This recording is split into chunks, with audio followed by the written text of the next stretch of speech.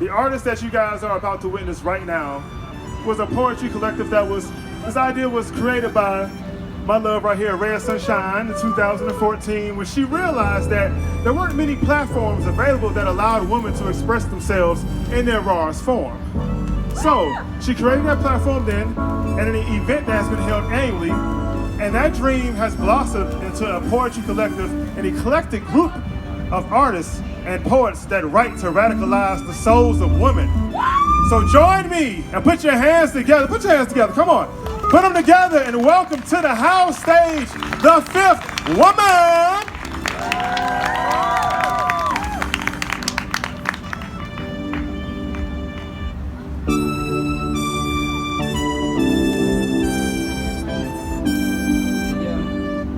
Check, 1 2 1 2. Hold on. Back it up. One time. Ooh. Check 1.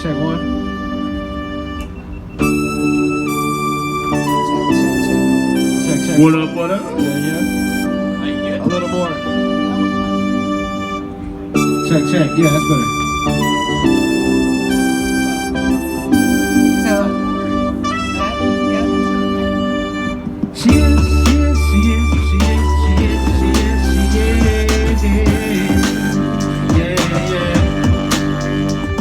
She's the answer to the question, rhythm of the message, focus of the lesson. She keep everybody guessing.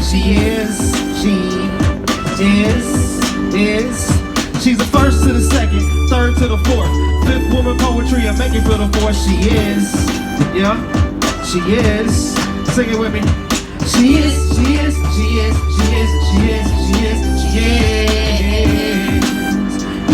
Yeah. One more time. She is.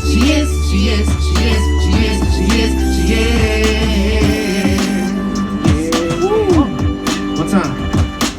The world has a habit of telling women what they should be. A mother, a wife, a homemaker, submissive, obedient, soft. And while she is all of those things, too many fail to realize that she is so much more.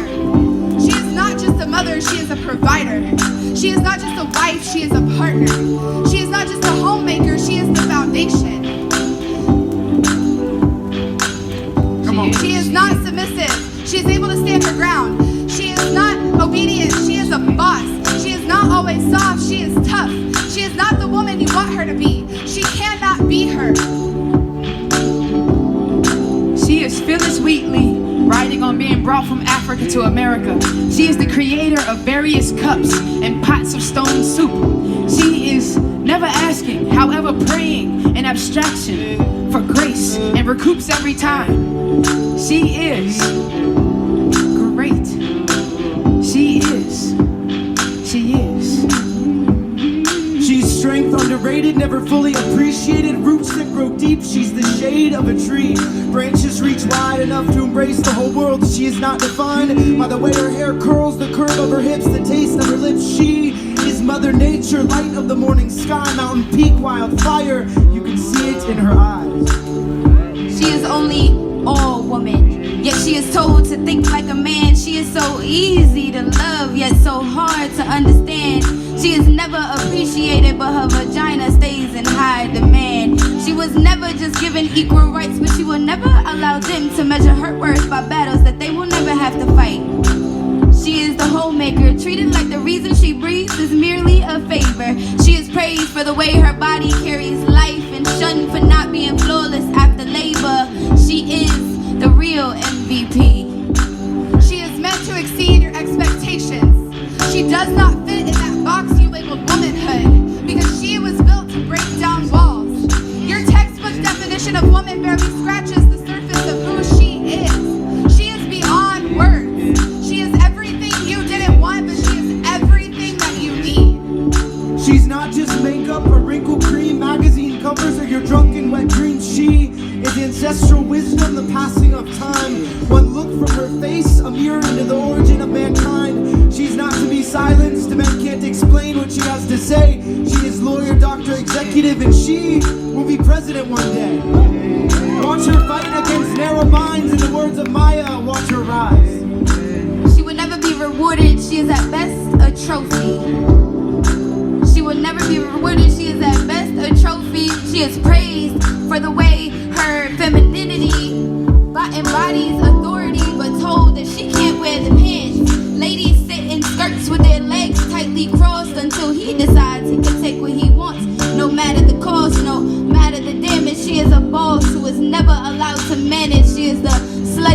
honest. She is a big body model. She is a married Jezebel. She is a colorful blank canvas. She is inconceivably indomitable.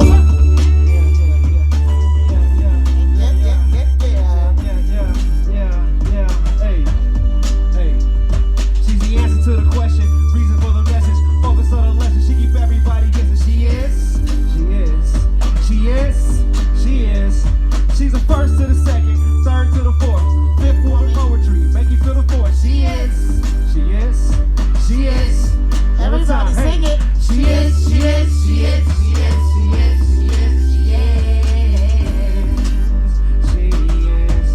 One more time. She is.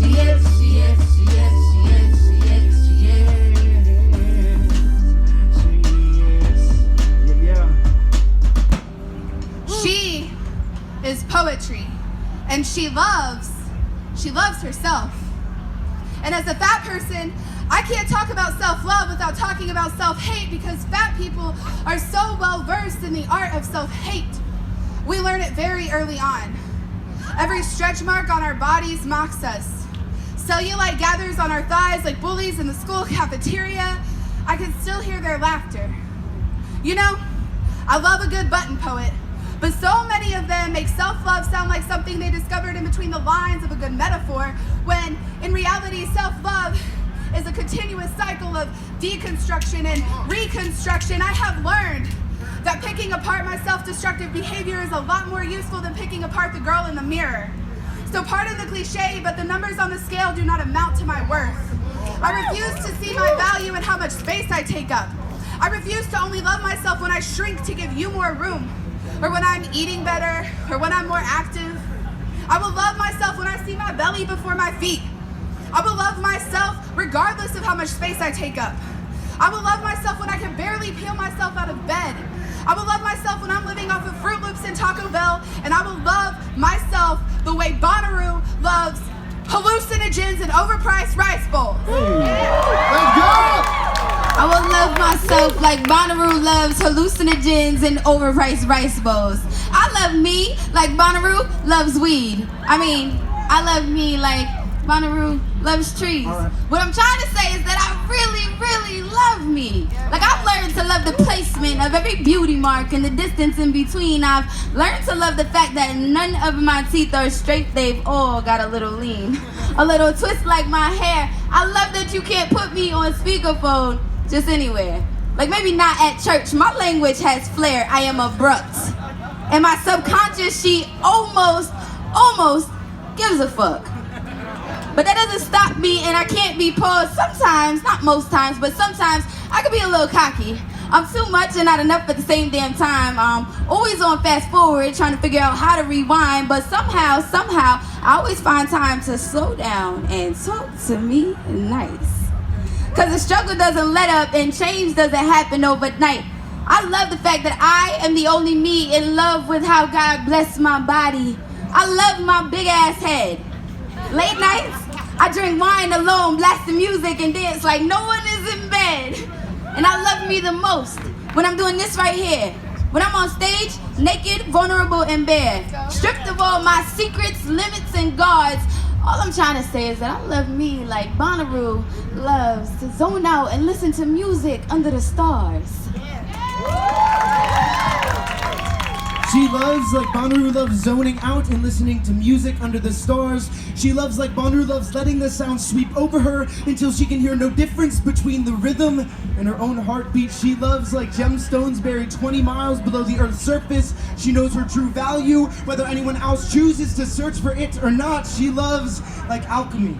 Every kiss transforming pain into growth. Her gaze has the ability to awaken divinity from its sleep. She is divine feminine, granting mere mortals with the ability to hear God's whisper tickle their ears, and she can set the bound free with a single touch. She loves like the wild loves untamable beauty. The river's current, her hair, trees' roots, her depth, sunrise, her smile, and moon's glow. Her eyes, she is untamable beauty. Free from boxes and limitations, free from your and my perception of her. She is they, them, us. She is masculine and feminine, the power of a raging forest fire and calming presence of a single flame. She loves Like Bonnaroo loves watching the sunrise and realizing she still hasn't fucking stopped dancing. She loves like Bonnaroo loves watching the sunrise and realizing she hasn't stopped fucking dancing. Let's go. She also loves herself like she's getting paid for it. Like a day's courage nourished itself in the corner of her smile and she knows it. Like Moses in God's womb, spinning through a winter that never quite came. Like Lotus through Tut's tomb, spinning embers of fire flame. Like she might just love herself like she is supposed to.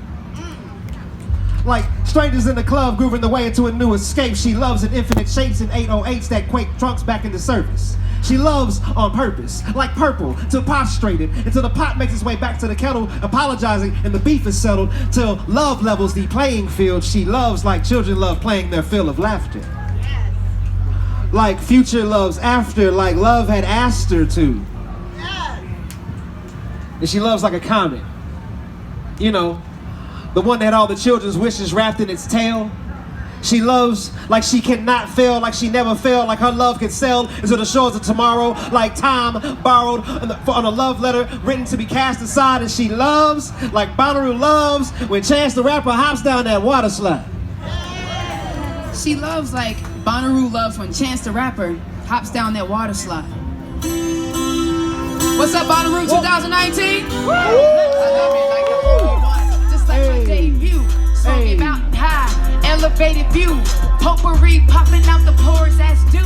Everybody peeping, I'm dripping home brew. Into space, free intoxicating, dance smooth. Solid as a rock, on the stage too. And I plan to expand like kudzu. And love me just like the crowd does at Bonnaroo. Love me just like, And love me just like the crowd does at Bonnaroo. you love me just like, you love me just like. And love me just like the crowd does at Bonnaroo. I love me like my wit and I eating the fruit, but naked as I testify. Killed the game, persistent aim up on your ass a gadfly. Fucking shit, he that guy. Gratify yourself. No manual to abide by. Uniqueness every breath. It is I, yes, a deep one. Internal, external, shine like I'm rocking. Hella sequin. If you hate, you can keep on, cause I keep it treading like I'm sledding. With a gang of hoes, dropping reason like season. You'll practice what you know. Ain't no weak when I got riches like adhesions at the soul. Sturdy as an antidote. Open the ribbon so I poke. Like a moonshine over that ice. Like a cup of that H2O. Engulfed in the cloud of person, took a control. I manifest. I ain't pressed. Stick with the universe for more. And I get it. Never quitting. To the summit. Here we go. And that's exactly what I rose. It's embedded in my spirit. Living loud. About proud. So my body fucking feels it like the only one. Just like my debut. Smoky mountain high. Elevated view. Potpourri popping out the pores as new. Everybody peeping. I'm dripping home brew. Into space. Free intoxicating. Dance smooth. Solid as a rock. On this stage too. And I plan to expand like kudzu. And love me just like the crowd does at Bonnaroo. Love me just like, And love me just like the crowd does at Bonnaroo. she love me just like, she love me just like, she love me just like the crowd does at Bonnaroo. Now we all know that she loves, but she also struggles.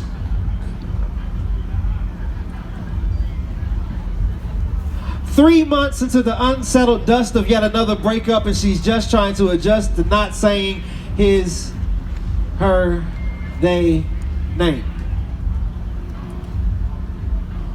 As if the syllables that identify that individual were not only chained to her tonsils, but were now responsible for every other word she allows herself to be able to mutter. See, love will always be blind whenever it is intertwined with shut curtains and closed shutters.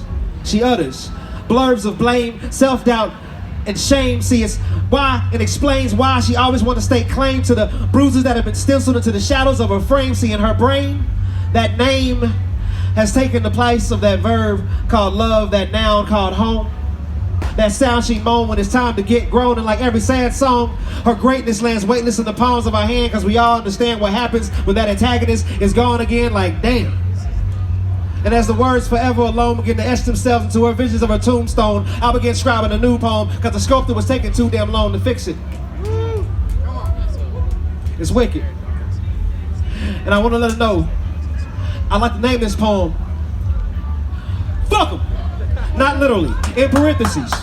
I would like to conjure up a symphony of epiphanies until she realized that there's balance in that divinity of mind, body, balancing that trinity of mind, body, divinity, but eventually she'll have to figure out this mystery on her own. Because I know what it's like to float around in this life, cold to the touch, after you've been through so damn much, to realize at the end of the day you can hardly say you know one soul that you can actually trust, but I hope that you can find it between me, you, we, us. Life as a single mom for somewhere around 8, 9, 10 years. I mean, I don't know. I stopped keeping track when I accepted I was doing it alone, and sometimes I question whether my daughter accepts my decision to do it alone. Like, what is it that I'm actually teaching her? Because remembering to take the trash out, grocery shop, clean dirty dishes, make sure she gets adequate rest and the right amount of nutrition, clean dirty doorknobs, because Lord knows where her hands have been. I've seen her rub her eye, wipe snot from her nose with that same hand and rub her eye again. Kids are disgusting. With no clue that they are, I vacuum crushed hot fries off the floor of my car while she's asking me if when I'm done, I take her to the dollar store. I feel like I'm always screaming, no! I have entirely too many unchecked mental notes, and I just remember that I took that meat out 4 days ago and I forgot to make dinner. I'm in competition with myself and I have never met the winner. Thanks to Burger King, McDonald's, and Taco Bell, eating trash is ever so convenient. So now I get to obsess that if she's ever overweight, getting bullied, or just lazy, that it's my fault for not knowing how to double parent. And logic would say that that's crazy, but before she even gets a chance to speak, I remember that I have 7 poems that I have to write by next week. A thought that is interrupted by the hard fact that there are only ever 24 hours in my day, 14 of which belong to her. Now it's bedtime. I cut off all the lights, make sure she's not pretending to be asleep and watching some weird shit on YouTube all night. Affirm that I'll be better tomorrow. I set my alarm for 6:30 a.m. Wake up bright and early, take her to school, and forget everything I have to do again. I don't know if I'm doing it right. I can only hope that much. I'm mostly hanging on a wish and a prayer, so like, if you find yourself on your knees, can you send a few up for me, please?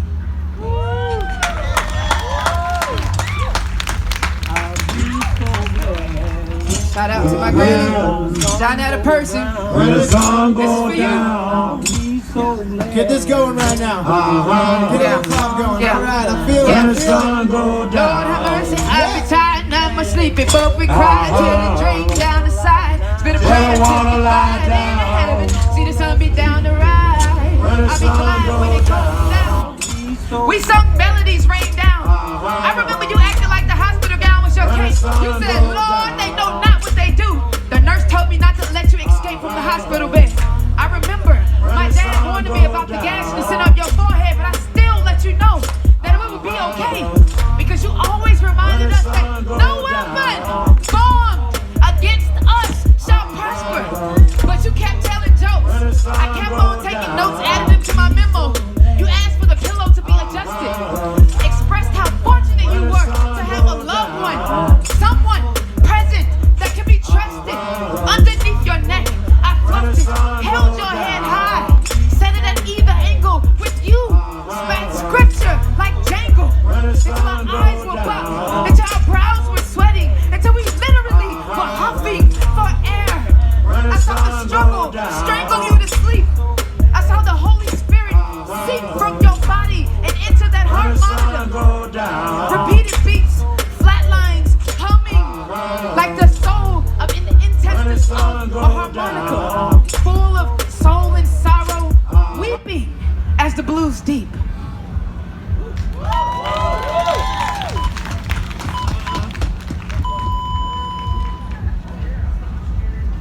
Around 70,000 people across the world have a genetic disease known as cystic fibrosis, or CF, which causes mucus to accumulate within the body, specifically in the lungs, pancreas, and liver. It is incurable and terminal with a life expectancy of 37 and a half years. Which brings me to 25-year-old Rachel Stanley. Let me start by saying that Rachel and I have never been very close, but I have been captivated by her story for quite some time now. I've often wondered how she handles such a violent betrayal from her own body. How do you live knowing that your DNA is slowly suffocating you?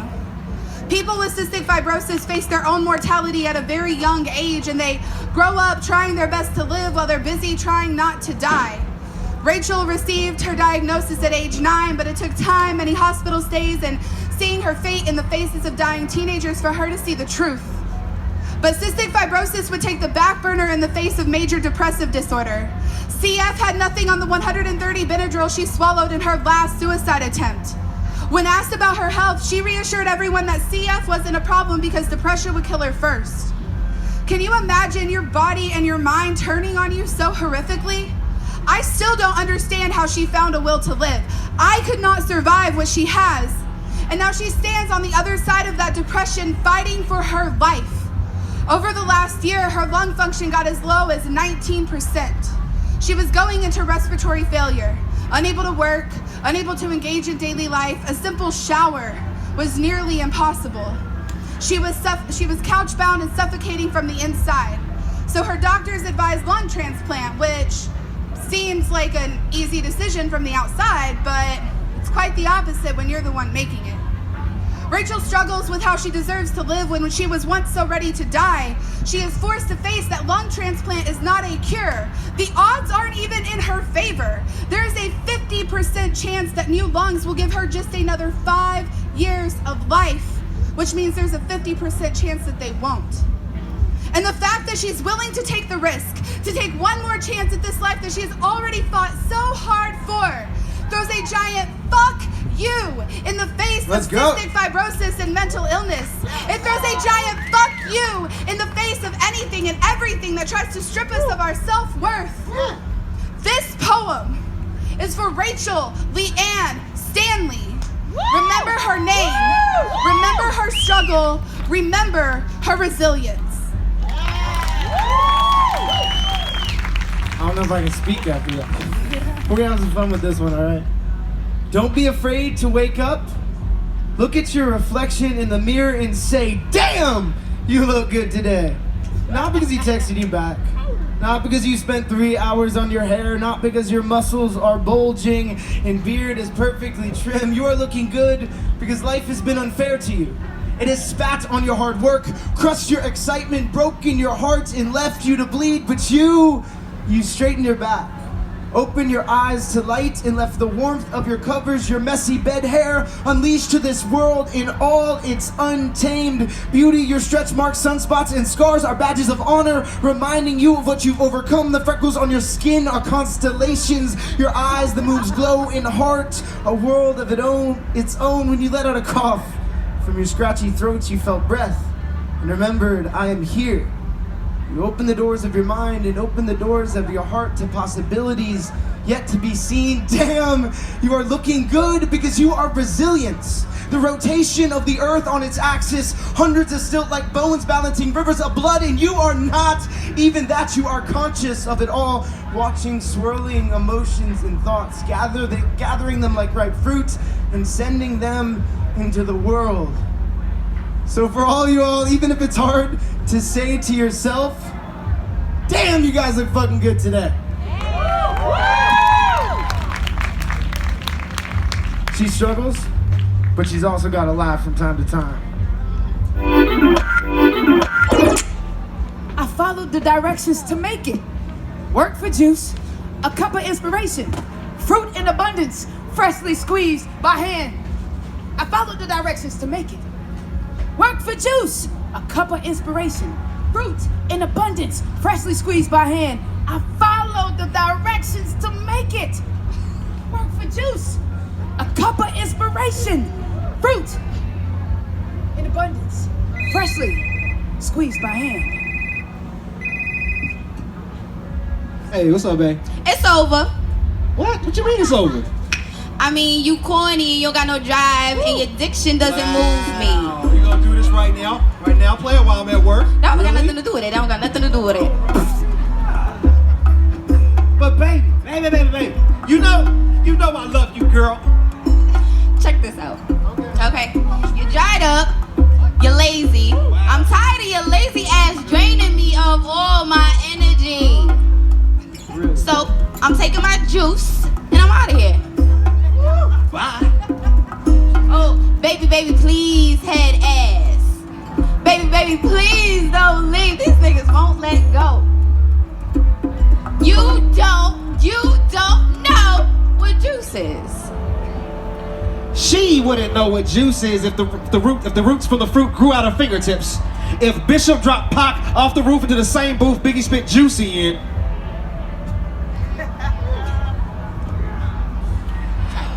barefoot over grapes fermenting between 12s and an age-old Merlot, that mouth, it drains me slowly, you know? Always so damn negative, rapid fire mouth, always speaking before she think type. Why I love so crazy. I'm about to tap into my chi on these niggas. Float in midair. You stuck in the crush. No the fuck you didn't pop little shit and not flush. Hold up. I am feeling a little bit parched though. Why you hogging all the juice though? Can your boy get a sip? Just a little sip. A little bit. I'm saying if life is music, does death sound like silence when we both hang up? Yeah, okay, all right. Catch this. Bum ass dude ain't shit. Don't know nothing about a clit. No way he can hit. Tell him. No motivation. Still living in the basement. Washed up. Can't face it. Wait, hold on. I heard that he sent her a selfie. She thought it was a dick pic. He was blocked by his entire contact list. If he was the last one on Earth, all girls would just masturbate. It would be the end of the entire human race. No drip. He can't catch my. He half thirsty. Worried. The hate level.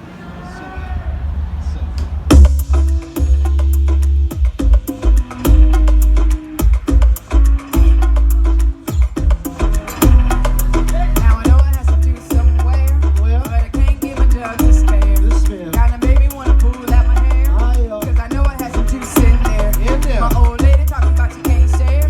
Well fuck, let me pull up a chair and talk about how life ain't fair. And tell the story of my moment of despair. And tell the story of my moment of despair. And tell the story of my moment of despair. And tell the story of my moment of despair. And tell the story of my moment of despair. And tell the story of my moment of despair. And tell the story of my moment of despair.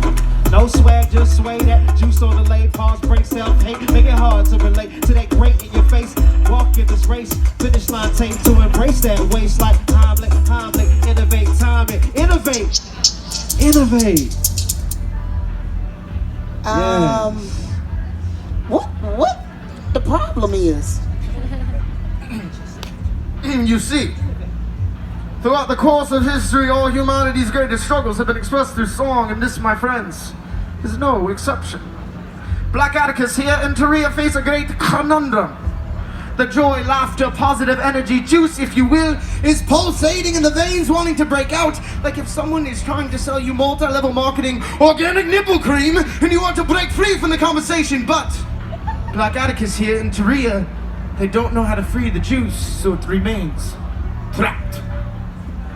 Okay. No swag, on some dumb shit, janky, underwhelming, idiotic, copycat, expired, simply no juice. But it really can't be that hard. So let me see here. What does it say? It says concentrate.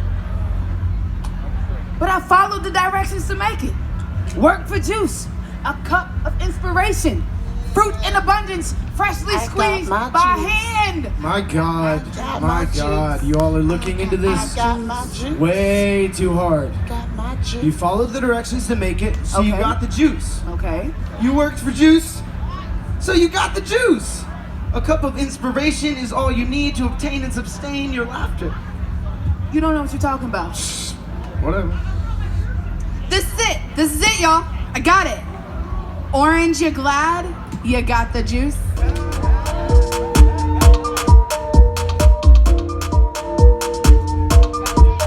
Squeeze my lemon until the juice right. In a minute, system of recluse bite. Feeling fuzzy, kind of peachy like the fruit pipe. From the heart like a pit, and I just might go bananas. Aren't you glad?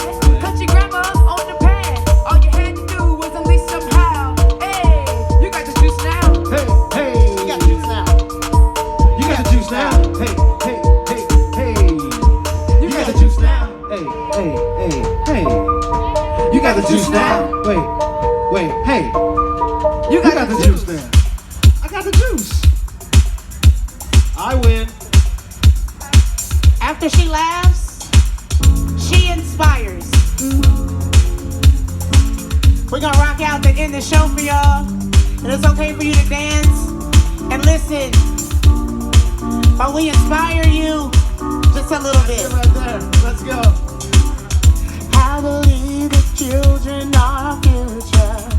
Teach them well and let them lead the way. Show them all the beauty they possess inside. Give them a sense of pride to make it easier. Let the children's laughter remind us how we used to be. To you who sing half naked in the hair combs like your bathroom mirror is main stage at Bonnaroo. That's you right there. To the drag queen who's no longer invited to family holidays but owns the stage like she's been possessed by the spirit of Madonna.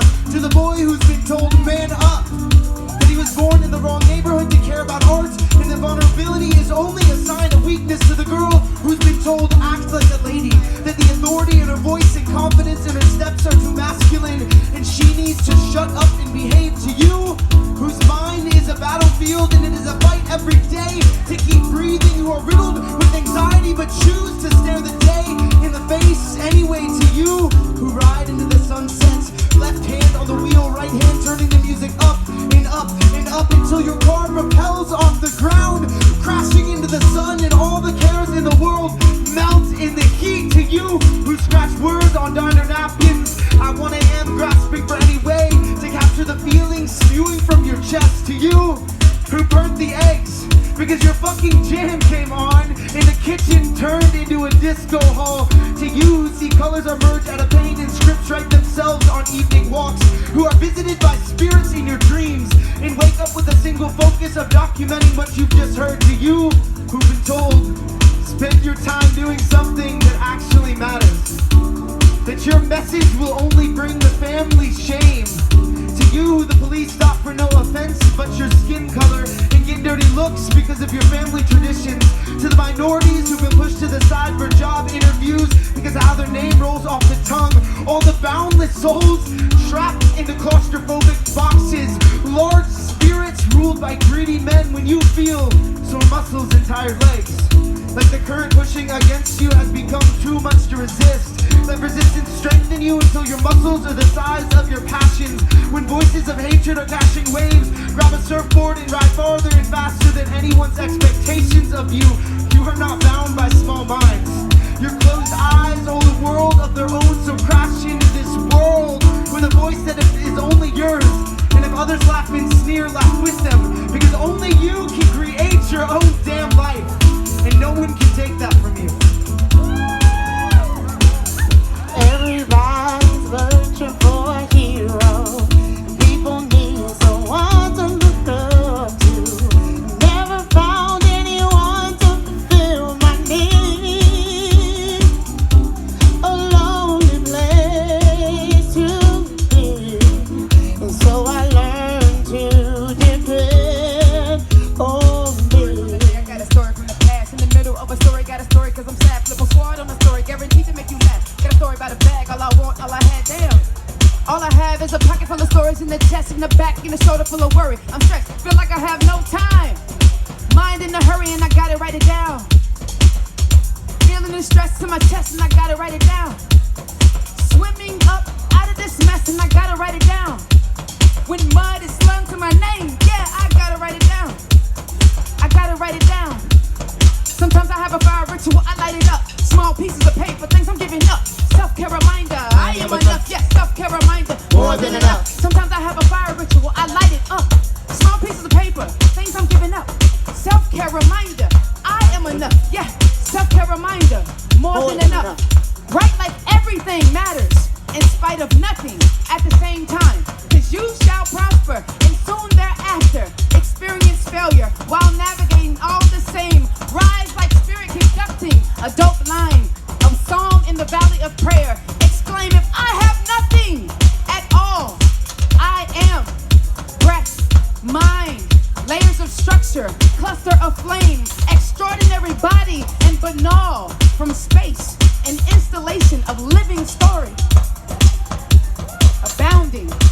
prominence. Therefore, understand the word as allegory. Understand blessings as precipitation. Strenuous lessons as daily bread in which tests are vitamins. We got a right to reveal. We got a right to reveal of this universe. I decided long ago never to walk in anyone's shadows. If I fail, if I succeed, at least I live as I believe. Yeah. No matter what they take from me, they can't take away my dignity. There are two working definitions of the word think.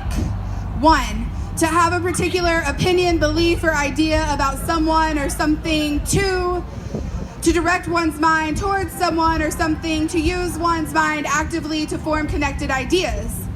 I would argue that two should come before one. In order to have an opinion, belief, or idea, you must first actively form connected ideas. But in a world where there are too many dots to connect, it might be easier to accept an already formed opinion rather than think for yourself. See, I'm supposed to inspire you to think. A task I find incredibly difficult because I only have 2 minutes and I have a lot of room to grow. So how am I supposed to do this? What words can I poetically string together to inspire you to think? I'll start here. There's a difference between thinking and being thoughtful. Anyone can think. Arguably, anything can think. But what sets us apart as humans is our ability to be thoughtful, to contemplate the abstract, the intangible. But if you're anything like me, that could be immensely overwhelming. My dude, Neve Schulman from Catfish, once talked on a podcast about how humans are not equipped to deal with all the shit that they're exposed to. So it can be really hard to be thoughtful when there's too much to think about. So rather than inspire you to be thoughtful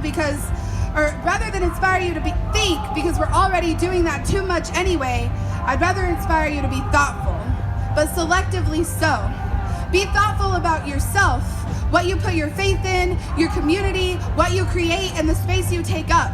Don't just accept what other people tell you about those things as truth. Discover the truth for yourself. Thoughtfulness is an incredible gift. We owe it to ourselves and the world around us to use it. Because of love is happening to me.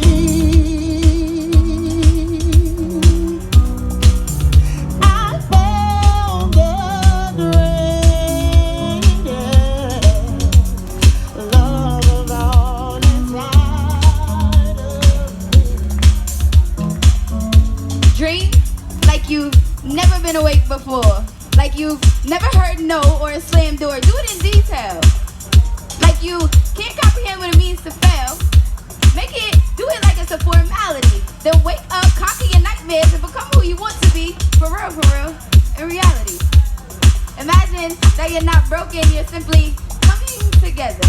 And though you don't have all the pieces, you know that you're getting better. Make it your religion. Purposely do it 5 times a day. Make your kids believe that dreaming should even be done when they pray. Allow them to explore the depths of their uncensored sensitivity. Show them that is where possibilities are written on pages and pages, infinity. And we all have a pen. Tell them to write it down now so that they can remember it when life isn't so kind. And dreaming becomes irresponsible because that is when they need to believe in the impossible. It's hard enough to be the only you in a world where grown-ups are constantly being observed and told that being logical is the only perspective that they're allowed to see. I dream because it's the only time I get to kick it with me. If I left it up to society, I'd just be another statistic. Another woman who craves it all but is only allowed to count using masculine arithmetic. I'd be too hard or too soft, never just right. Never anything more than a warm body to hold at night. And if I share within my visions, then I become the woman everyone looks at but can't actually see. And they'll tell me they love me and not actually know what it means. And sometimes I'll fall. But because I learned how to plan in my sleep, I'll always land back on my dreams. shift in a fit of fantasy. I'll be weird, I'll be eccentric, I'll be hard to understand and even harder to control, but I'll be damned if I let anyone convince me to let go of my dreams. And if by chance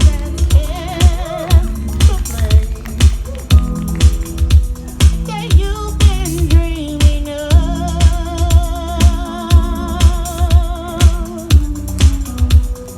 lead you to a lonely place for your strength in love.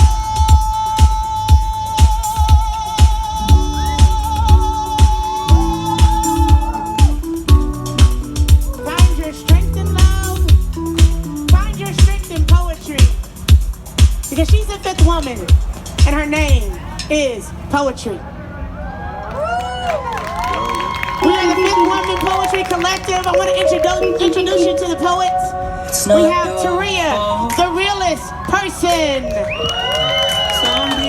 Whitney Williams. Ryan Andrews. Black Atticus. Joey Jennings. I'm your executive director, Rhea Sunshine. And our musician and producer, the one and only Elijah Sad Boy Cruz. Thank you guys so much. Follow us on Instagram and